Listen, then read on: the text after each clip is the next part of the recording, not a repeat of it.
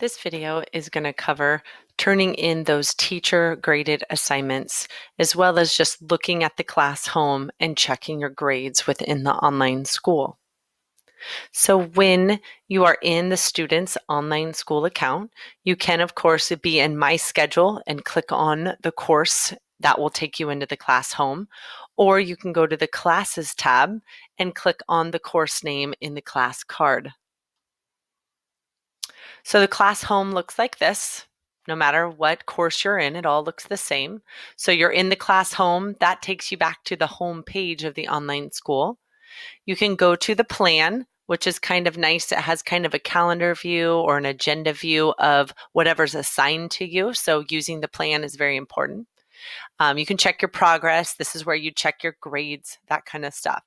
This is the class content, which is also the same if you click on the content button right here. So one way of checking your grades is definitely in this home page as well. You have the My Plan over here, what's assigned in this specific class. You have Class Connects that you're invited to for that specific day, and it will tell you required or optional.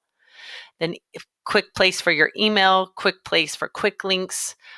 This is your account information up here. So just a lot of things that you can get on this class home.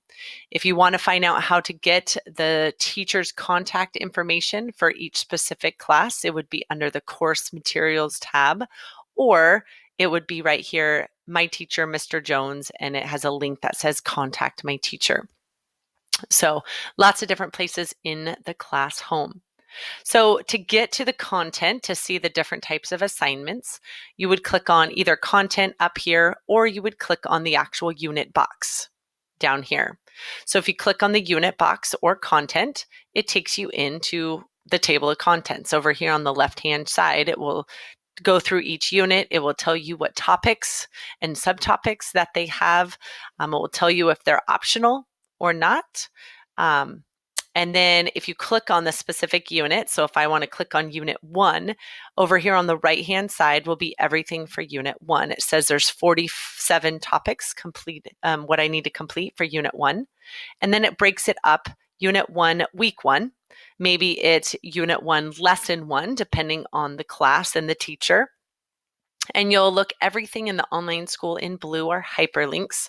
So it takes you into the lesson or the quiz or the assignment or whatever it is. So you can see there's different icons for different types of assignments. So you have some file folders that you can go into and get information in there. You have a reading log, maybe a short story to read. There might be a discussion post. And then you have what we call the teacher graded assignments, which looks like this little icon down here, and it will say assignment. It's kind of like you're copying it, I don't know, copy page into, maybe faxing it or something like that is what the icon shows. But that's the teacher graded assignment. So if you click on the link for the assignment, it will take you into the assignment. So down below, it will tell you anything you need to know about the assignment. There's the rubric for the assignment on this one. There's the due date of when it's due. There might be instructions that the teacher put in there, maybe a video sometimes they put in there for the instructions. But under where it says attachments, there is a Word document, if it's a teacher graded assignment, that you need to click on. You can download it, but if you click on it, it will open it up in Word. So the first thing you need to do is click Enable Editing, and then you can edit and do whatever instruction it is for that specific assignment. So follow the instructions, do the assignments, whatever you need to do, and then you need to save it onto your computer. Now that isn't when you're done. You just did the assignment, saved it to your computer, but it hasn't gotten to your teacher yet. So if you click on File, you click Save As. You always want to make sure you're putting your last name in front of the title of the assignment.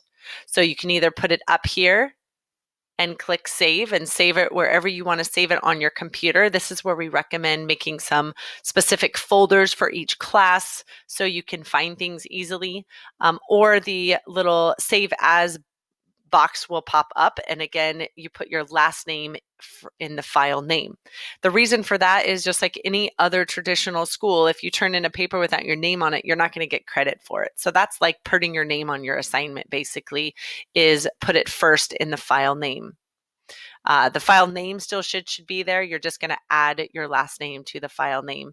Make sure it is a Word document and click Save. Now that's just part one. Do the assignment and save it onto your computer. The next part is you're going to go back into the assignment where you got the attachment. And if you scroll down below the rubric, you'll see Submit Assignment right there. So you're going to add the file you just saved to your computer, and it has your last name on the file name so they know it's from you. And you're going to upload it to your online school. Put any comments or anything you want for the teacher in this area right here. And then the most important is to click Submit. So until it's a Word document, which is a DOX document, you have saved it to your computer with your last name on it, added the file in here to the Submit Assignment, and you made sure it shows up and it's uploaded, and then you click Submit. So that's turning in those teacher graded assignments. The teachers will give you feedback on those assignments. They'll grade it, let you know and give you the points for whatever you got on those assignments. So how do you check your grades? So we showed you in the class home. You can check it on the main page right here. It will tell you your grade in percentages and by the grade. It will tell you your progress, which is not your progress of your grade. It's just how far you've gotten through the curriculum. And then, of course, if there's anything overdue, you want to never get too far behind. It's really hard to catch up. So make sure you're getting those overdue assignments.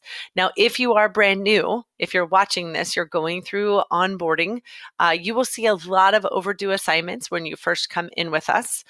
Keep in mind that the teachers manually have to excuse you from those that you missed up until your start date.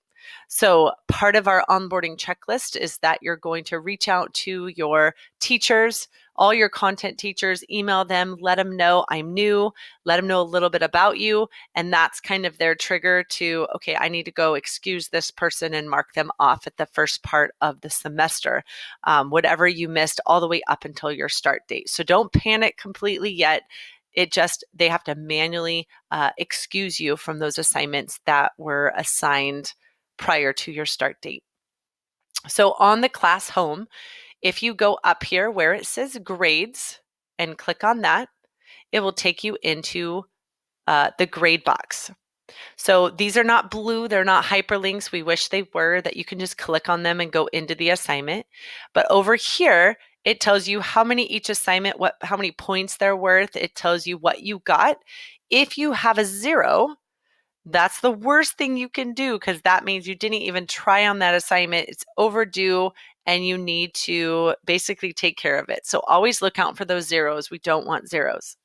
Then it will tell you the value of it. The unit exams you can only take once, but any of the mini quizzes you can take multiple times to make sure you get a better score. So you don't want to get too far behind because you don't want those zeros. I tell people all the time, even if you try and you get a 50% on a quiz or an assignment, that's still 50% is more than 0. So you always want to make sure you're putting in the effort. So if you are checking your grades and you find a 0 and you're like, oh, I have to go do this one and redo it. So then you're going to write down, okay, it's 1.02, making history or something like that. You have to go click on content and go back into the table of contents. There is a search bar if you know the name of the assignment or lesson, or you can just find it in the table of contents. And then it will show up. You click on it and go and take that quiz or do the assignment or project or whatever you need to do to get those points and not have 0. So that's how you check your grades. Make sure you're checking your grades. An easy way to find your missing assignments is always keep an eye on this grade box.